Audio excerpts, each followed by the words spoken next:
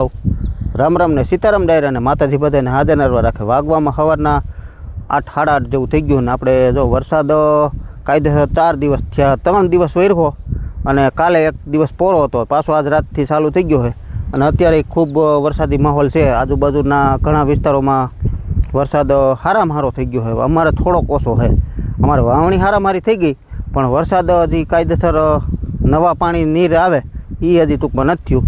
એટલે ખાસ 2-3 ગામડામાં ઓછો છે. બાકી અહીંથી તમે આમ થોડુંક આગળ જાઓ, અમારું બાજુનું ગામ ખારસિયા થાય એમાં સારો, ખારસિયા ઢૂંઢિયા ઓલા પેડા પીપળિયા દેવકી ગાલોડ એમાં બધે સારો. પાછો આમ અહીંથી આમ જેતપુરમાં સારો, ખજૂરી ગુંદાળા આમ સારણ સમઢિયારા એમાં બધે વરસાદ બહુ સારો. પણ આ એક અમારું ગામ અને એક બોરડી સમઢિયારા એમાં ટૂંકમાં થોડો ઓછો વરસાદ. વાવણી હારામારી થઈ ગઈ, જોકે પહેલે દિવસે ઓછી થોડીક હતી, બીજે દિવસે હારામારી થઈ ગઈ.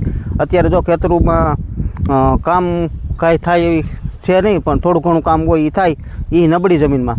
બાકી તો આપણે જો અત્યારે વાડીએ આવ્યા, કાલે વરાપ હતી તો કાલે વાવવા ગયા હતા, એક 13 વીઘાનું હતું તે મગફળી વાવીએ આપણે 7 દાંતે જે નવી ઓરણી લીધી ને એની હું જ વાવવા ગયા હતા. એ વવાઈ ગયું અને રાતેથી પાછો વરસાદ ચાલુ થઈ ગયો. વાવવાનું તો હજી ઘણા ભાઈઓને બાકી છે, પણ વાવવાનું હવે મગફળી નથી પણ સોયાબીન. મગફળી તો ઝાઝા ભાગની અમારા ગામમાં ઓરવીને જ વવાઈ ગઈ છે. એટલે મગફળી તો કોઈ હોય પછી થોડા ઘણા કોકને ક્યાંક પાણી ઓછું હોય ને વાવવાનું હોય તો એ આવી રીતે પારા બાંધેલા હતા. આ કાકાને કેમ છે, આ કાકાને પારા આપણે બાંધી દીધા હતા. પછી કાલે નહીં પરમ દિવસ આમાં વવાઈ ગયું. બ્રિજેશભાઈના મિની ટ્રેક્ટરે વાવી દીધું.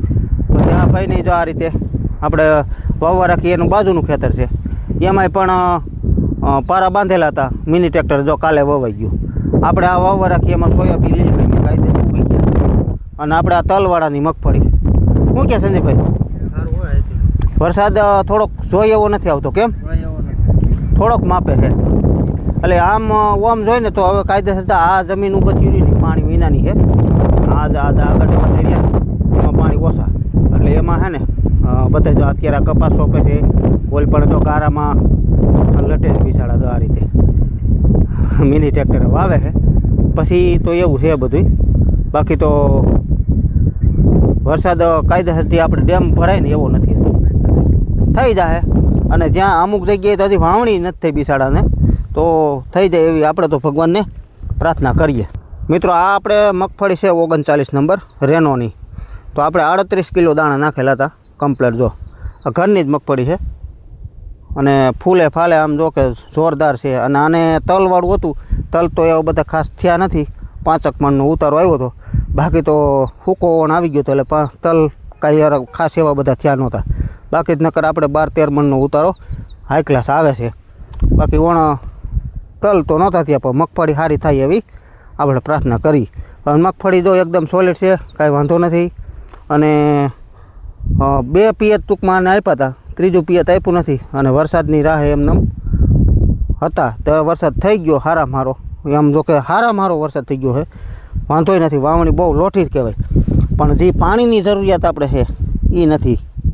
આ રીતના ફૂલ ફાલ છે, પાણીની જરૂરિયાત. એટલે આ ડેમ ભરાય ને ટૂંકમાં તો આપણે આખા વરસનું પાણી થઈ જતું. એટલે આજુબાજુમાં છે અને આપણે નથી ને, એટલે એમ કહેવાય 4G પોઝિશન હતી ને એવો વરસાદ છે. બાકી તો આખું ખેતર જો મસ્ત લીલકાઈ ગયું છે, વાંધો નથી. આમાં મિત્રો એકવાર હાથી અને 2 વાર નીંદાઈ ગયું હોતી, એટલે ખડને નામે કોઈ વસ્તુ છે નહીં. હવે કાંઈ વરાપ થાય એટલે પછી હાથીને કોક હોય મોટું એ લેવાનું હોય. બાકી તો અત્યારે બધું કમ્પ્લીટ થઈ ગયું. જો ખડને નામે કોઈ વસ્તુ નથી. એમ હોય હવે ઝીણો ઉગાવો જ આવો, એ પણ તલ ને કોક ખડનો હોય. કારણ કે ખડ તો આપણે આમાં દેશી ખાતર નાખી વધારે અને કાપ નાખો તો એટલે થાય જ છે. પણ એ વરાપે બધું લેવાઈ ગયું એટલે બહુ હાઈ ક્લાસ થઈ જાય. એમ મગફળીનું આખું ખેતર જો મારી ગયું છે દળ.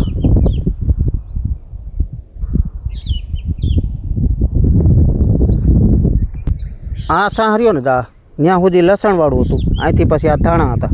એટલે ધાણાવાળું અને લસણવાળું એમાં થોડોક મનફેર બતાવે. કારણ કે લસણવાળાનો ગમે મોલ છે ને એ થોડો સારો હોય. લસણવાળું અને ડુંગળીવાળું એમાં કાંઈ ઘટે નહીં ને એવો મોલ હોય. ધાણાવાળું છે જ એમ સારું જ છે, એમ વાંધો નથી. બાકી તો કપાસમાં કાયદેસર આપણે ઓરવેલો જ છે. નીચે હોતે પણ બધો કપાસ વવાઈ ગયો છે. જે આપણે પોર મગ હતા આ પણ બધો કપાસ વવાઈ ગયો છે. પછી વાડી કટકી રહી એમાં મગફળી છે, એ પણ આ મગફળી રહી આવડી આ એમની હારે જ વાવી હતી. બાકી ડેમમાં અત્યારે છે ને થેકલા પીવે ને એટલો ખાડો નથી ભર્યો. હાવ એટલે હાવ ખાલી ખમ પીડ્યું. જો આ ઢોરે બિસાડા રખડે છે, હુકલ ઠાઠિયા ખાઈશ જો આ રીતે. તો રખડે ખાલી બિસાડા, ખાય તો હું એ પણ આ રખડતા ઢોર હોય એટલે થોડું થોડું ખાય. બાકી તો ખીલે જે બાંધાતું ઢોર એ ખાય નહીં. આ તો પછી રખડે ને પગ મોકરા થાય ને એવું થાય. ગઢવી લોકોના છે, માલધારી લોકોના ઢોર, તો એ જો ગાવું ભેંસું છે બધાય અહીંયા બાજુમાં છે એના નેહાળા, તો ત્યાં રહે છે. ત્યાં ઢોર સરે ડેમમાં અત્યારે. બાકી તો કપાસ એ ચોખ્ખો છે હાવ, આમાં ક્યાંય નીંદામણ છે નહીં, નીંદાઈ ગયું છે, બધું કમ્પ્લીટ છે. અને હવે હાથી આખીને ટૂંકમાં ધોરિયા બુરવાના બાકી છે. ધોરિયા બુરાણા નથી વણ, નકર આ ટાઈમે તો આપણે બુર દીધા હોય પણ વણ નથી બુર્યા. એનું કારણ એવું હતું કે આપણે નવરા નહોતા, અને બીજા નંબરમાં કે ભાઈ પાવાનું કાંઈ આગળ દસ નહોતી હૂજતી, વરસાદ ક્યારે થાય નક્કી નહોતું. અને ઘણા આગાહીકારો એમ કહેતા કે વણ અલનીનોની અસર બતાય છે, અલનીનોની અસર બતાય છે. તો ભાઈ અલનીનોની અસર તો અમુક જગ્યાએ બતાવે છે અને અમુક જગ્યાએ નથી બતાવતું. અને અમુક આગાહીકારો હાવ તદ્દન ખોટાઈ પડ્યા છે, એવું છે બધું. તો અહીંયા કાકા દવા છાંટે છે ખડની, ગ્રામોક્ઝોન લગભગ છાંટતા લાગે છે.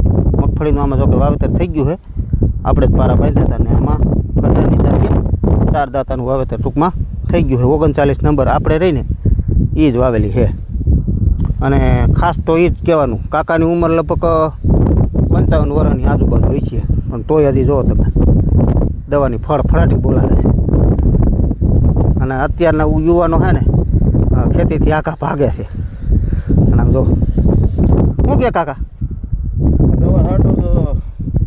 કઈ છાંટો છો? ગ્રામોક્ઝોન. કેટલી કેલી નાખો? 75. અને આ ખડ કેમ આટલું બધું ઉગ્યું છે? થોડા કાપ નાખ્યો ને ડેમનો. કાપ નાખ્યો ને એમાં ઉગ્યું. આ જો કેવું ચોથો દી છે. હા, ચોથો દી છે. આ ચોથો દી કે ત્રીજો દી? ચોથો દી. ચોથો દી. પહેલે દિવસે જ વાવી દીધી કા? પહેલે દિવસે આપણે વાવણી તે દી નહોતી એ નહીં. અમે કાયદે તે મગફળી નહોતું ઉગાવું, આપણે વાવતા હતા ત્યારે. અને હા, એટલે કોરું ભીનું થતું હતું ને એવું થતું હતું ને. અને કેટલા કિલા દાણો નાખ્યા? 34 કિલો. તો ઓછા નો કે થોડાક મીડિયમ દાણા હતા, હે બહુ જાડા નહોતા. કોઈ વાંધો નહીં આવે અને એકલા થઈ જાય. ગરમીમાં રોકાય નહીં ને. હા, અને અમારે ઉનાળે વાવ્યું તે તો થોડોક રોકાવાની હિસાબે આપણે 2-3 કિલો વધારે નાખ્યા. કાયદેસર 34-35 કિલો 39 દાણા હોય ને 4 દાંતે એટલે કમ્પ્લીટ થઈ જાય, વાંધો નથી આવતો. બાકી તો કેટલી કેટલી દવા નાખો? દવા 75. 75 થઈ જાય. એને 70 નું કીધું હતું કે નકર થોડી ખોખો નાખો ને તો સારું એમ. નકર પંપ નકર વધારે દેજો. કેટલા વાતરે પંપ કરો? 2 વાતરે. હા, તો વાંધો પંપ 5.5 વીઘામાં 2 પંપ થાય. હા, તો રેડી. એટલી કટકીમાં હું વાવું? કટકીમાં કપાસ્યા કોરામ સોંપી દીધા કે? હા, તો એ તો ઉગી જાય બધાય. કોક પછી ખાલું પડે. હા, એ તો કોક ખાલું પડે. બાકી તો આ રીતનું દવાનું કામ ચાલુ. આ પાણી પીવા મિત્રો, આ દવા છે ને ગ્રામોક્ઝોન તત્કાલ આવે આપણે ઝટપટ. એટલે એનો ઉપયોગ છે ને આપણે કોઈ પણ મોલમાં કરી શકીએ. અને આ ખાસ નુકસાની જમીનમાં ઓછી કરે. અને જે આપણે સ્ટોમ્પ ને બાસાલીને જે કહી એ તો બહુ નુકસાન કરે. પછી આ વસ્તુ એવી છે કે તમારો મોલ ઉગ્યો ન હોય ને એમાં આપણે આનો ઉપયોગ ટૂંકમાં 100% કરી શકીએ. અને નુકસાન તો ભલે આ કરતી હોય પણ ઓના જેટલી નથી કરતી. બાકી તો આ બધું ખડ રહ્યું આ તમે જોઈ શકો છો. આ હવે આમાં જો દવા ન છટાણી તો આ નીંદવામાં કેટલી મજૂરી ખાઈ જતું. બાકી તો આ વસ્તુ અત્યારે જે કાકા કરે ને એ કમ્પ્લેટ, એમાં કાંઈ ઘટે નહીં એવું થઈ જાય. થોડુંક દવાનું પ્રમાણ ઓછું મને દેખાય છે. બાકી તો તમે ખાસ કરીને કોમેન્ટમાં કહેજો. એમ કાયદેસર 100 ml હોય ને તો કમ્પ્લીટ 100% રિઝલ્ટ આવે. એમ મગફળીનો ઉગાવો જો મીંડો થવા સરસ આવી રીતે. મિત્રો આપણે આ વાવવા રાખીને એ ખેતર છે. આમાં કોરી જમીનમાં સીતા વાવીને અને એક પિયત આપ્યું હતું અને પછી આપણે વાવણીનો વરસાદ થઈ ગયો તો કમ્પ્લીટ સોયાબીન ઉગી ગયા છે. વીકે નાખ્યા હતા 8 કિલો કાયદેસર.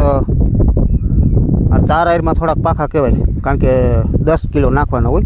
પણ આને પોર જે ભાઈએ વાવ્યા હતા ને એ ભાઈ એમ કહેતા કે 24 જારીએ વાવજો, બરાબર.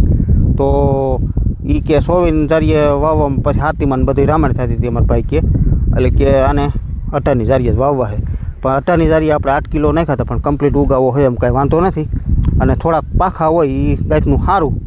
એક પિયત અપાઈ ગયું છે, બાકી તો હવે આને કંઈ પિયતની જરૂર છે નહીં. બાકી બધું આખું ખેતર કમ્પ્લીટ ઉગાવો લઈ ગયું છે એમ જારીનું. પસાટોમાં ક્યાંય ખાલા નથી પડ્યા.